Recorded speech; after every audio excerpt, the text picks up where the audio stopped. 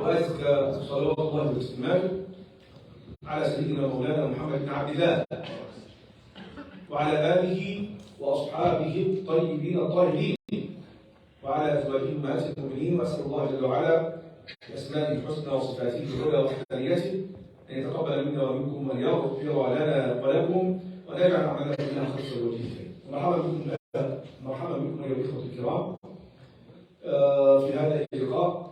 احنا كل يوم أربعاء بفضل الله تعالى، عفوا كل يوم ثلاثاء عندنا أحد الشباب، لكن النهارده يوم الأحد. قلت إيه؟ قلت الثلاث. الأربع الثلاث كلها أيام ربنا سبحانه وتعالى. Today is Sunday, and we used every Sunday one from the youth make khatir. But today, inshallah ta'ala, we have 5 from the youth, inshallah ta'ala. And this lecture for them. I will speak, but just I will comment about them, inshallah ta'ala. عندنا اليوم ندوة تحت عنوان إن شاء الله جل وعلا بين رجب وشعبان. نيجي نتكلم عن رجب ونتكلم عن شعبان إن شاء الله تعالى. We will speak about شعبان and رجب. عندنا في رجب أحداث الإسراء والمعراج، وأيضا عندنا شعبان الذي قبل رمضان في تحويل القبلة في الاستعداد لرمضان. إن شاء الله جل وعلا نبدأ هذه الندوة ولا نطيل إن شاء الله تعالى. We will start by القرآن الكريم. أحمد راضي فليتفضل مشكورا. أعوذ بالله من الشيطان الرجيم.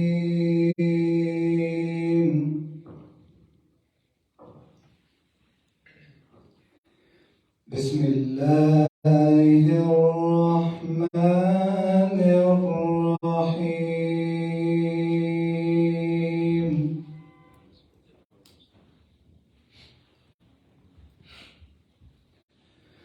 سبحان الذي أسرى بعبده ليلا من المسجد الحرام إلى المسجد الحرام إلى المسجد الأقصى الذي باركنا حوله لنريه من آياتنا إنه هو السميع البصير.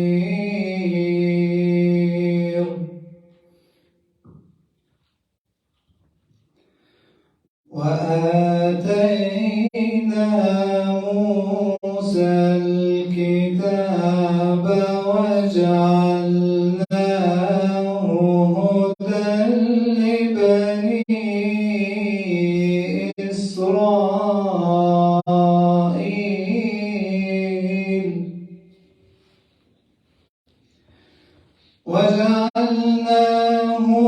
هدى لبني إسرائيل ألا تتخذوا من دوني وكيلا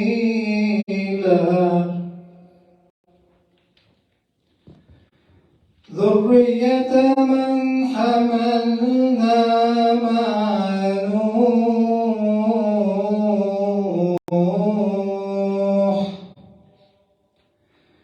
إنه كان عبدا شكورا.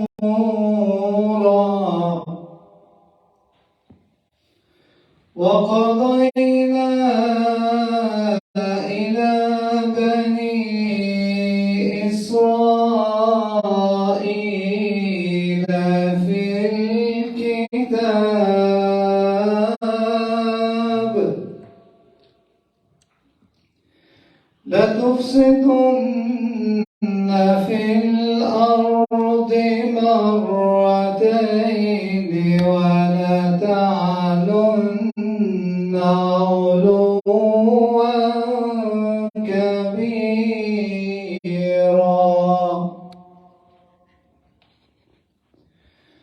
فإذا جاء وعد أولاهما بعثنا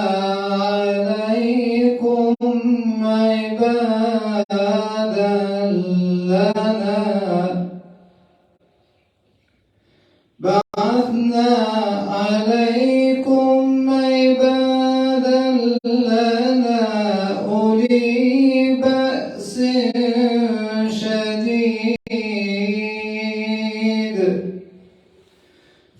فجاسوا خلال الديار وكان وعدا مفعولا صدق الله العظيم.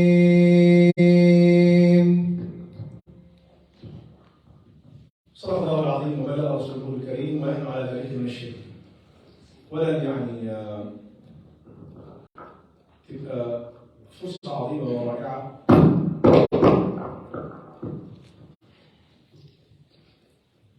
إن أحمد يقفل المايك اللي معاه. فرصة رائعة عظيمة إن إحنا الشباب عز وجل نجلس كده ككبار وسط الكبار أيضا، فهم كبار ونستمع إليهم وكلنا بنتعلم. والأصل ليه في الأصل؟ مفيش واحد كبير إن هو ما يتعلمش، مفيش واحد صغير إن هو يعلم. Everyone from us he can as a teacher. كل واحد ممكن يكون معلم في نفس الوقت at the same time. Everyone from us he need to learn from others. اليوم إن شاء الله عز وجل أنا ببقى مبسوط لما أكون قاعد من الشباب معانا الحمد لله رب العالمين. اليوم أخونا أحمد قرأ ومعانا أحمد ربيع وجدي عيسى مروان إبراهيم وأخيرا معانا هشام الضوى. صح كده الضوى؟ الضوى بتجديد الياء. أسأل الله جل وعلا أن يبارك في الجميع وأن يغفر لنا جميعا إن شاء الله تعالى. Our topic إن شاء الله تعالى is about شعبان, the month of Rajab and the month of Ramadan of شعبان.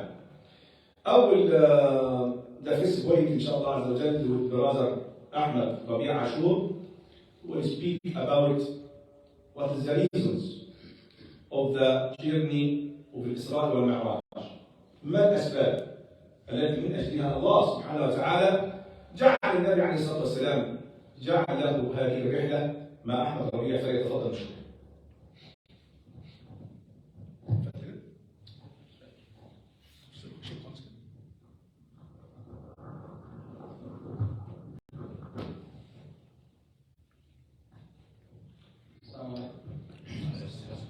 First of all, I want to thank the Dr. for giving us a great opportunity today to talk about one of the most significant events in the history of the Prophet Muhammad sallallahu alaihi wasallam.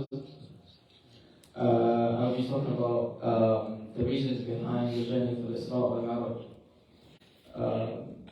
There are three main reasons that I'm going to talk about and outcomes of the journey, which begin with moving the Prophet Muhammad sallallahu alaihi wasallam from a sad state of mind to a happy one. And that comes short after the death of his wife and the death of his uncle. The journey begins at night where angels of Rubia came to Prophet Muhammad and moved him from Masjid al-Haram in Mecca to Masjid al-Aqsa in Jerusalem. And then that's the first part of the journey, al-Isra. And then the Mi'raj, which is the second part of the journey, is from earth to heaven, where Prophet Muhammad ﷺ went from Jerusalem to talk to Allah subhanahu wa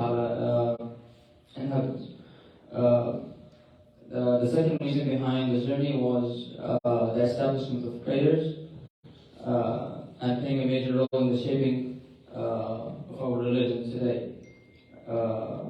After Prophet Muhammad ﷺ moved from earth to heavens, he met some of the prophets and talked to them, and he gave them guidance. And that was where the prayers were established and obligated upon all the Muslims.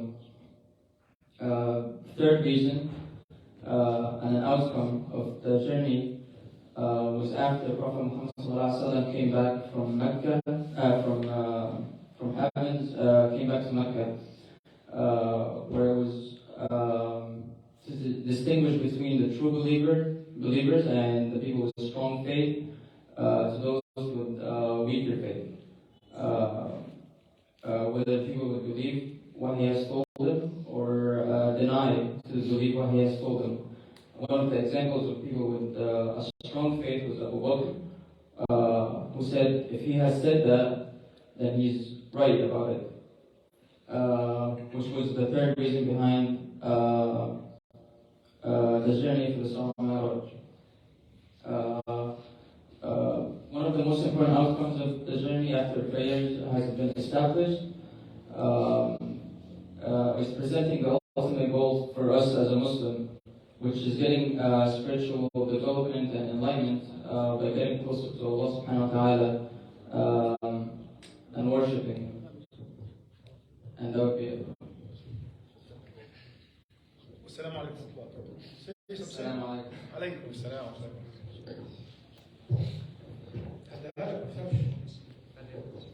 الله يبارك فيك.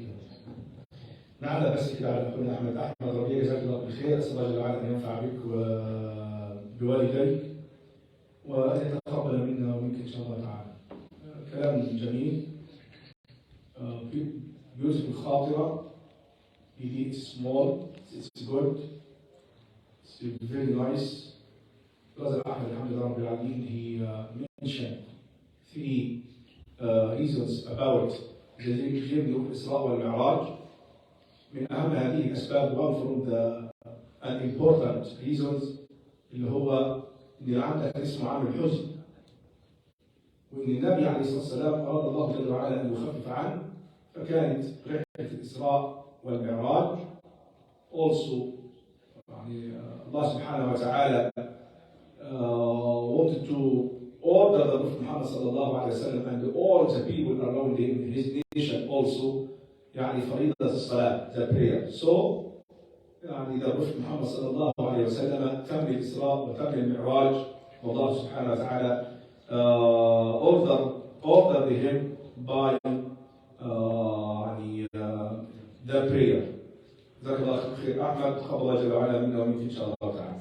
Now إن شاء الله عز وجل brother Wajdi, he will speak with us about why the journey of Isra and Mi'raj starts from Masjid, the beginning from the Masjid, and the end from the Masjid, عندنا مسجد ومسجد. Why؟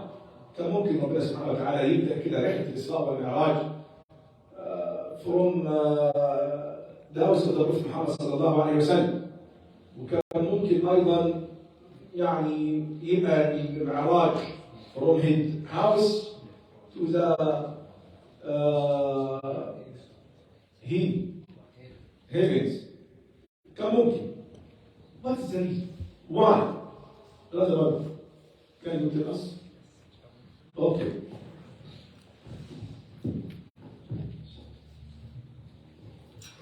Assalamu alaikum. So like Dr. Akram said, that we'll be talking about the reason why this journey, the night journey, and Isra started from the Masjid al-Haram in Mecca, ended in the Masjid al-Aqsa in Palestine, and then al-Ma'raj, or the ascension, happened from the Masjid al-Aqsa to the heavens. So I'll be talking about three different points. First, I'll start with a misconception about the journey, and then I'll talk about the importance of Masjid al-Aqsa to us as Muslims, and then I'll briefly talk about how mosques or masjids are important to us as Muslims, especially in a country like this. So to start off, I'll go back to the ayah that Ahmed read. سبحان الذي أسرى بعبده ليلا من المسجد الحرام إلى المسجد الأقصى الذي باركنا حوله لنريه من آياتنا إنه هو السميع البصير, which translates to glory to Allah who took his servant Muhammad for a journey by night from the sacred mosque, Masjid al-Haram, to the farthest mosque, which is a direct translation we'll talk about after, who through his blessings and in order to show him some of our signs. So the misconception here, which comes from the literal translation of the Masjid al-Aqsa, which is the furthest mosque. So some people think that the Masjid al-Aqsa is the Bayt al-Ma'mur, which is in the seventh heaven. Mecca was made kind of in its image, where we prayed in Mecca, the angels prayed to Allah in Bayt al-Ma'mur. Some people think the Masjid al-Aqsa is in the Ta'if or in different other locations. But the accurate interpretation here is the Masjid al-Aqsa is in Palestine, in Palestine. So to go back, al-Isra, like I mentioned, means it comes from the word sayr, which means it's a walkable journey, or it's a night journey, which is the first, I guess, evidence that this wasn't some mosque in the sky. It was an actual physical place. The second evidence to that is there's a hadith on Anas bin Malik radiallahu anhu قال قال رسول الله صلى الله عليه وسلم أتيت بالبراق وهو دابة أبيض طويل فوق الحمار ودون الباب لضع حافره عند منتهى طرفه قال فركبته حتى أتيت بيت المقدس قال فربطته بالحلقة التي يربط بها الأنبياء قال ثم دخلت المسجد فصليت فيه ركعتين ثم خرجت فجاءني جبريل عليه السلام بإناء من خمر وإناء من لبن فاخترت اللبن فقال جبريل اخترت الفطر.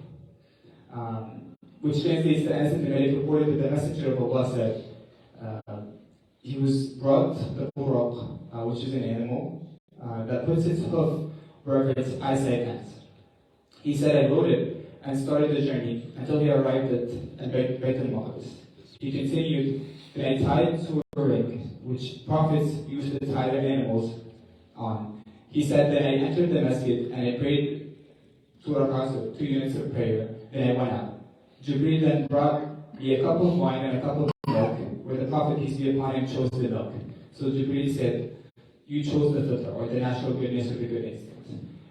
So here, these are the words of the Prophet, peace be upon him, and he said that he entered Bayt al-Maqdis, which is, again, a clear indication that this was the physical location that the Prophet, peace be upon him, went to.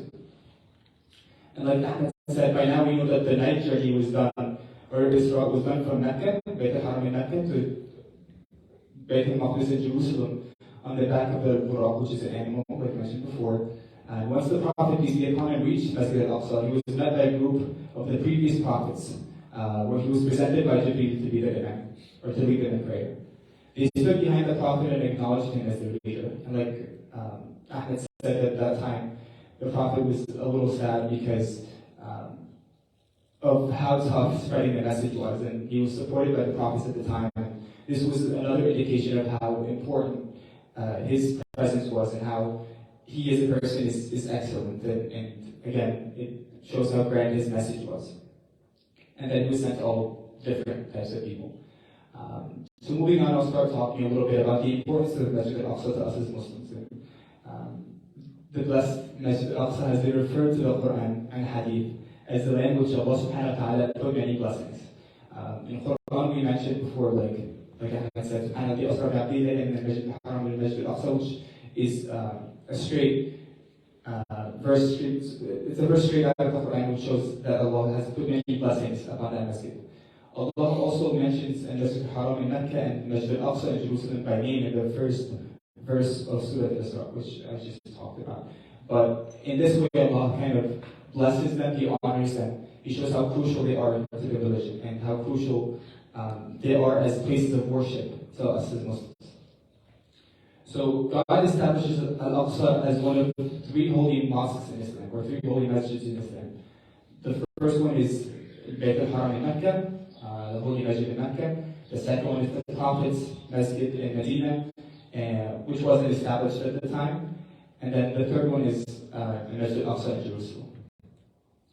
When the Isra and Mi'raj took place, Jerusalem at the time wasn't a set building, but and also prayer wasn't really obligatory at the time, which Morowan will talk about a little later.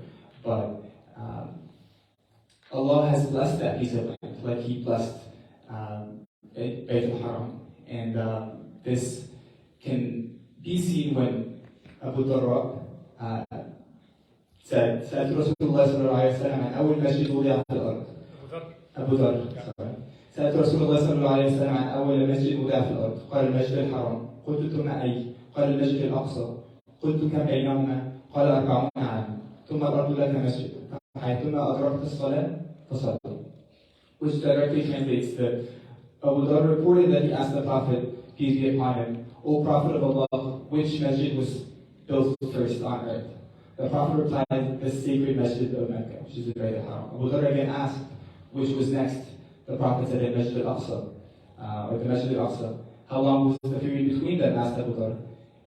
The Prophet said, 40 years apart from these. But wherever you are, if it's time for prayer, you need to pray.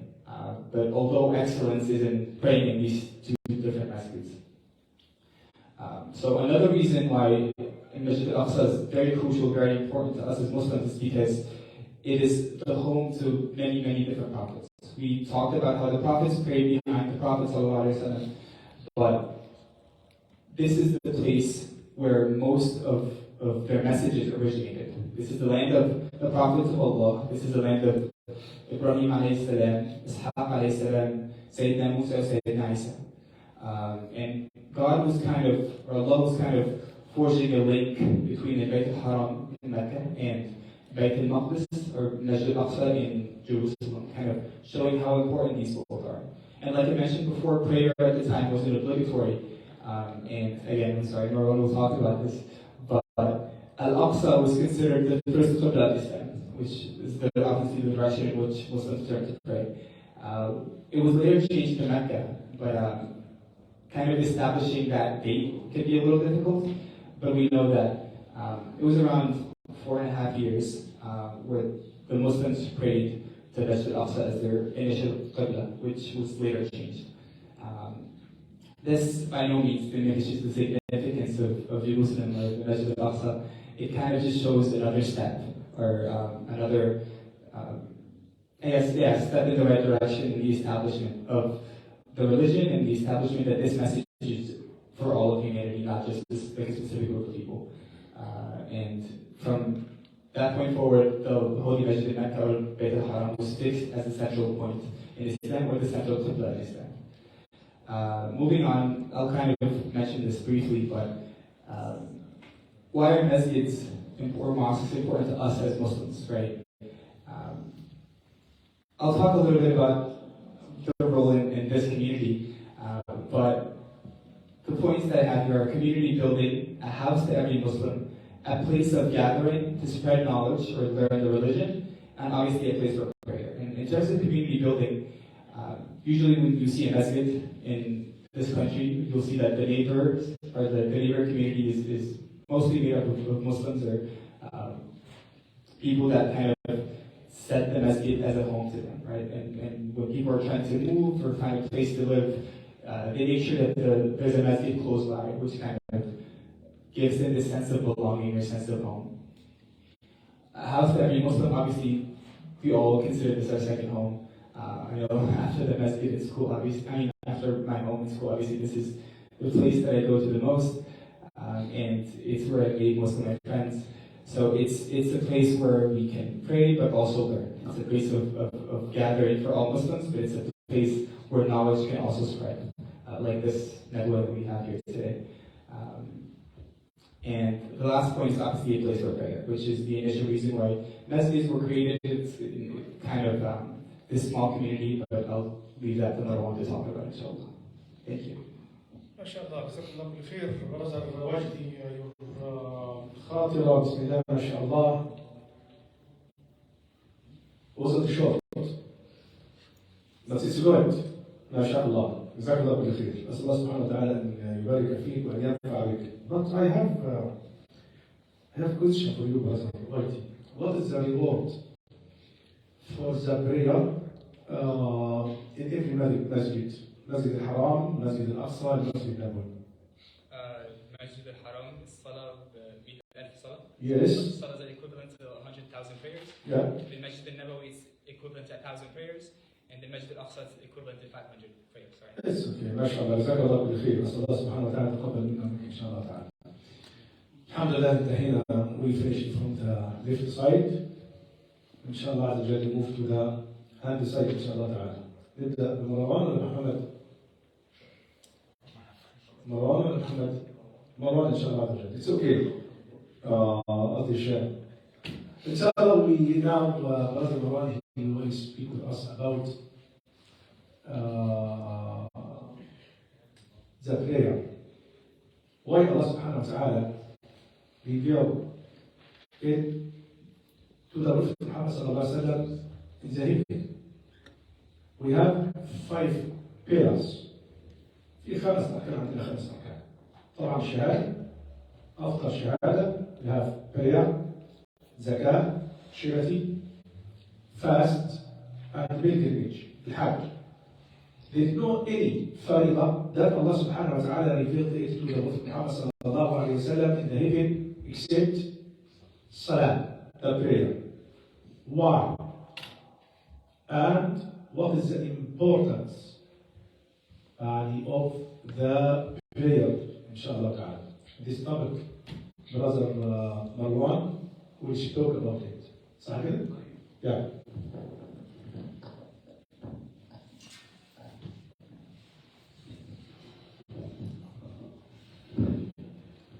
السلام عليكم ورحمة الله.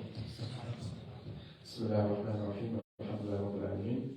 أول حاجة نبدأ بها زي الدكتور أكرم قال لو نلاحظ if we notice that كل الفرائض وكل العبادات والتشريعات والتعاملات all of these different things, obligations and sunnah and commandments regarding social interaction, all of these things Allah subhanahu wa ta'ala has sent down using a wahy, one form or another, whether it's Jibreel, whether it's through a dream, except the salah.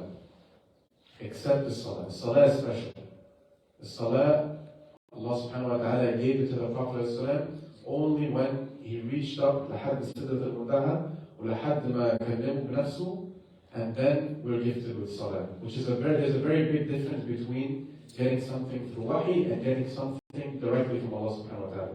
We can compare it, for example, to if you're the president of a country, the difference between sending an ambassador to deliver a message versus calling the ambassador from the other country to yourself and talking to him directly. There's a very big difference. One of these messages is much more important than the other. So that's the first thing that we want to notice, is that the salah, Allah subhanahu wa ta'ala, he could have just sent Jibreel, right? He could have just sent Jibreel as an for the salah, but he didn't. He made Sayyidina Muhammad go through this entire journey لحد ما وصلوا عند سدرة المنتهى, and then he gave him this tashri'ah, which is very important to notice. And another thing that Ahmad Rubia touched upon is that Salah was sent down in the year of sadness, and it was sent down for the entire journey of Isra and Mi'raj. Sayyid Muhammad, he went on it in order to what? To make him, to ease his depression, right? Allah subhanahu wa ta'ala, he wanted to give him some form of happiness, which means that the salah that he gave him cannot be considered or a responsibility, because it doesn't make any sense. If you want to make someone happy, are you going to say, come here, and then give him a responsibility? Oh, by the way, you have to do this?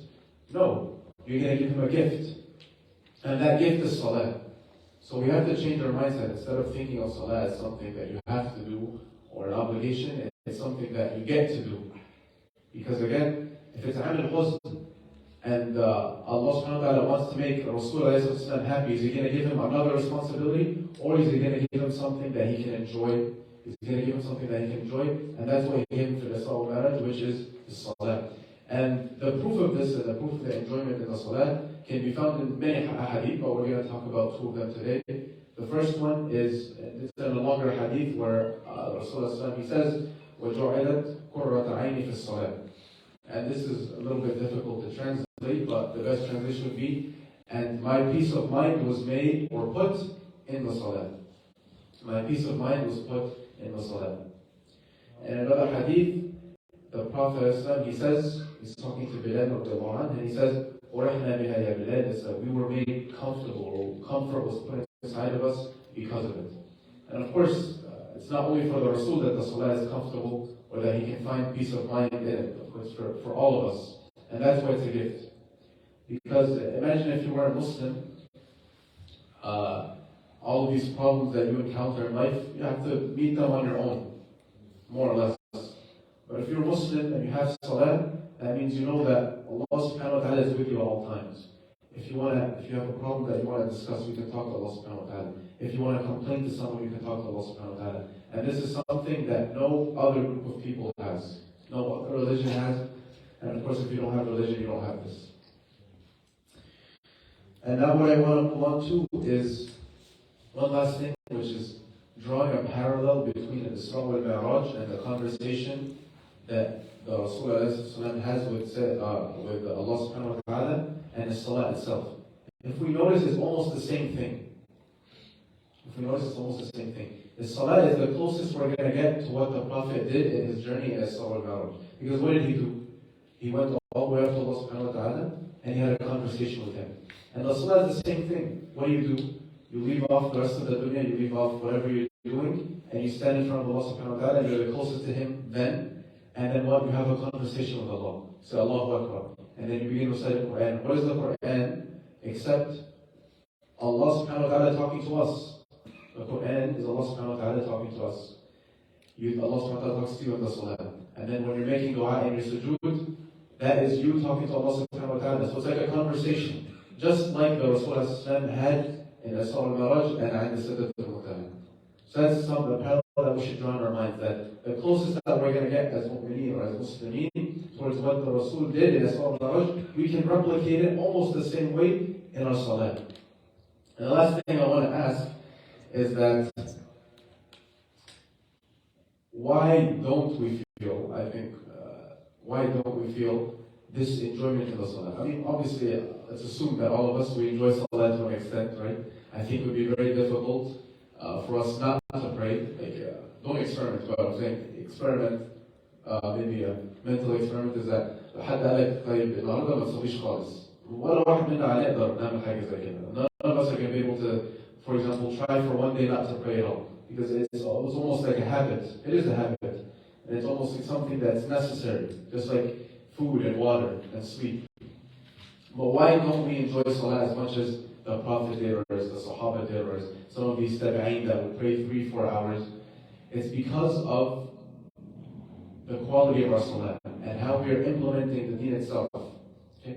If we understand the importance of Salah, and if we're implementing it correctly, and if we're taking our time, right, and not rushing it, getting 4 rak'ahs done in 5 minutes, and we're understanding that this is you standing in front of the greatest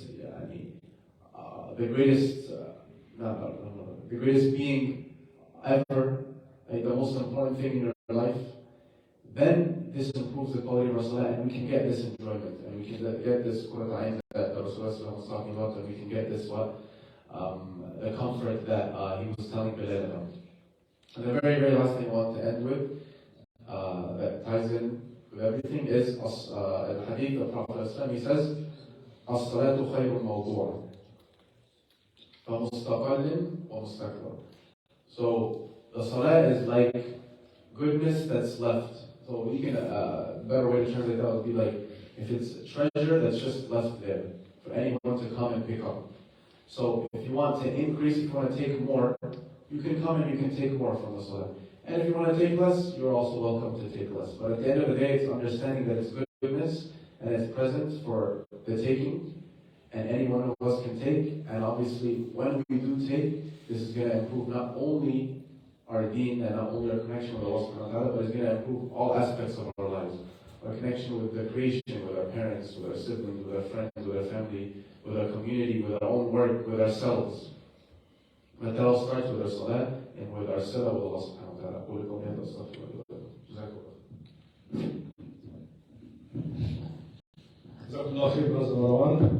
خلوات وصلك ضيق وجدي. جزاكم الله خيرا. Also, brother أحمد, جزاكم الله كل خير. بارك الله جل وعلا فيكم. One point from the points that brother Mروان mentioned it, amazing point. لما اتكلم عن ان في علاقه بين الصلاه وبين الاسراء. The relationship between prayer and الإسراء والمعراج.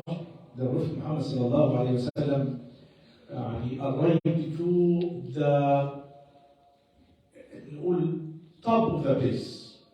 المكان اللي هو أعلى مكان في الإسراء والمعراج. And also we can يعني arrive to the good place, nice place في لحظة السجود.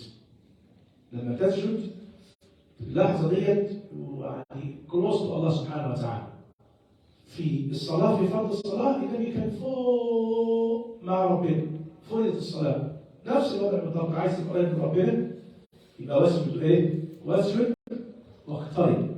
make سجود. If you do that خلاص أصبحت قريب من الله سبحانه وتعالى. My question now for brother Mروان. What about the prayer before Isra and Mi'raj? Is there any prayer this time? Is there? How many rak'ah?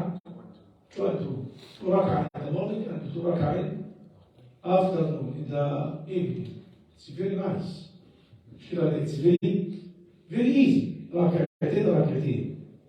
بالله المصرية عندنا تخبطهم وتقعد تعدي الليل وتقوم جاي خابط كمان ركعتين. لا ما احنا زودنا كتير. فربنا سبحانه وتعالى يعني أكرمنا بهذه الصلاة. جزاك الله خير مروان. إن شاء الله عز وجل the last شيخ إن شاء الله عز وجل brother هشام إن شاء الله تعالى. أسأل الله سبحانه وتعالى أن يبارك في الجميع. You will speak with us about how we prepare ourselves in شعبان for رمضان. إزاي نستغل هذا الشهر وما هي القيمة what is the value of the month of شعبان. Continue, go ahead brother هشام.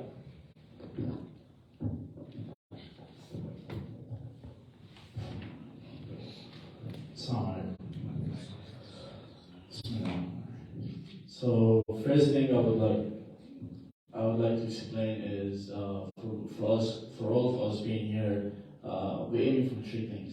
Anything that you're listening or going for a program to learn or gain information. So most of this program is aiming for 3 things, or mostly all of it. So first thing is like. First of all, it's nice. Yeah. You can't correct what you say. Thank you.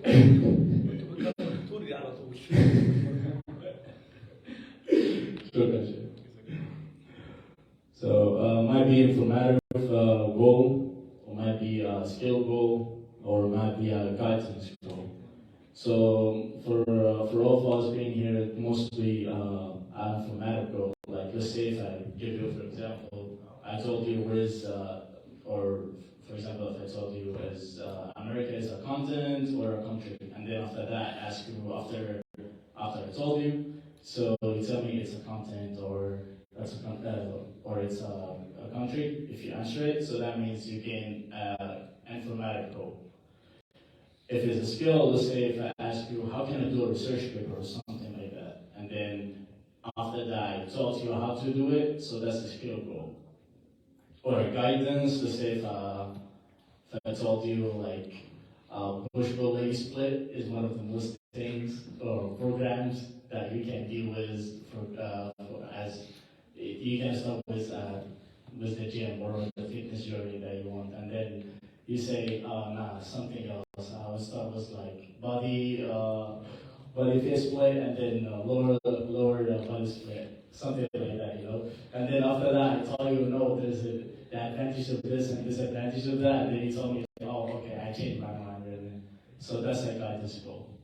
So with that being said, I would like to explain all of that because I need you to be aware of what you're listening to, what you're doing, what's your action at, because all of that is gonna form your characteristic in general. So with that all said, so we need to graduate our actions for this month. Let's say don't start daily today. We're gonna start with after the break. We're gonna start with 3 pages of Quran. You know, this is like in the same approach. It was like the every goal of every year. You start I'm gonna go to the gym. I'm gonna lose the weights. I'm gonna be fit. And then after that, the first day, you'll go like 2 hours, 3 hours, and then at the end of the day, you sort of resent that's me, I'm not coming back. So it's gonna be the same approach. Like, be aware that as a human, we get bored so quickly. And we are boring also creatures that don't push yourself too much to the thing. Just try to graduate it. Start from if you just like you start with 1 ayah a day, it's better than nothing. That's correct, right? And one of the things also that you need to do is to stop exposing yourself for haram materials. Like, for example, if you have a friend that asks you for parties, or in his mouth all the times he say a curse or all that other stuff, so you need to avoid that type of people. Because at the end of the day, if you just like stop yourself from exposing all of this, like haram materials, like let's say going to parties or being with that friend that it like always encouraging you to do bad things or does not tell you the right things. So if you just like stop doing that, it's a gain at the end of the month. It's always a gain because you stop doing something is bad. You stop exposing yourself for this because eventually you will start not saying, oh, I don't see this as a bad thing. Like I don't see it like, being addicted to something else. It's like a freedom, you know. It's gonna eventually start making your brain understanding different views of it. And at the end of the day, لا تمن إلا نفسك. So if you did all of that, don't say it's like, oh, that person. لا تمن إلا نفسك. Don't blame anyone except yourself, because you're the only one that own his mind, and that's one of the littlest things that you own all the day. It's just like your mindset, your mind state. That's the only thing that you own. Lastly, I would like to speak about repetitions, tawbah, and it's just like a short ayah, and it's very raw. I mean, it has all the meaning by itself. وهو الذي يقبل التوبة عن عباده ويعفو عن السيئات. Thank you for all listening. Finish? Yeah, subhanallah. It's a nice ayah. Why I didn't speak about it? والله give us one meaning. That's a lot of meaning. Give us one meaning.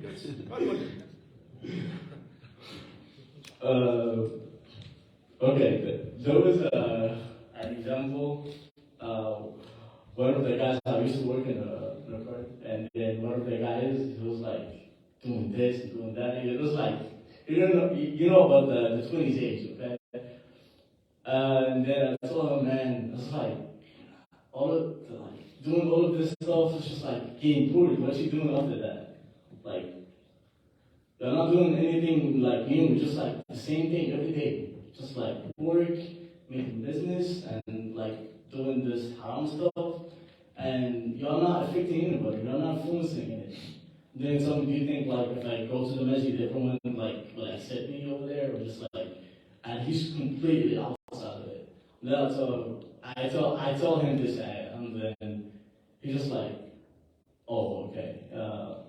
Told him that you don't need to make people be happy that you are there. If they are happy, that's good. If they are not, that doesn't affect you, because at the end of the day, what you're aiming for, to make Allah be happy about you, or being people happy about you. You know, that's a huge difference. A huge difference. And that's all. Thank you. Thank you, brother هشام. جزاك الله خير. وهو الذي يقبل توبته عن عباده. Allah subhanahu wa ta'ala, He only one accepts the repentance from His servants. There is no anyone. وهو الذي يقبل. Accept. So you have everyone from us.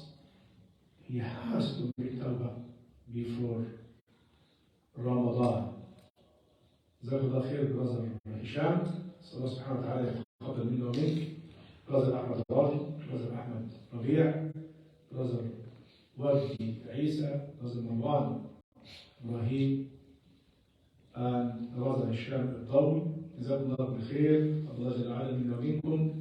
أسأل الله سبحانه وتعالى أن يجعل هذا العمل خالصا لوجهه الكريم، يجعل ميزان حسناتنا جميعا. لكن طبعا قلنا الشباب الموجودين والكبار أيضا الموجودين، لا مش كبار، كل شباب. قل إن شاء الله عز وجل as a youth. Thank you very much, brother Kamal. You are youth from the youth, ما شاء الله. And also brother نبيل. بسيد بلال. الإخوة الكرام الموجودين هنا الشاكين، حق عمرو، حق مصطفى، برازر وليد. لا برازر وليد لسه بيلعب مع تحت الشباب كمان، بيلعب تحت 15 سنة. بسم الله ما شاء الله. أول في جزاك الله بخير برازر عبد الجواد. سكرت ناو نو عبد المجيد إن شاء الله. اللي قاعد جنبه زياد نو شهاب. سكرت ناو ويز شهاب. ما شاء الله. ثانك يو. جزاكم الله خيرا. قبل الله جل وعلا منا ومنكم. غفر الله لنا ولكم. نلقاكم في مرة قادمة. السلام عليكم.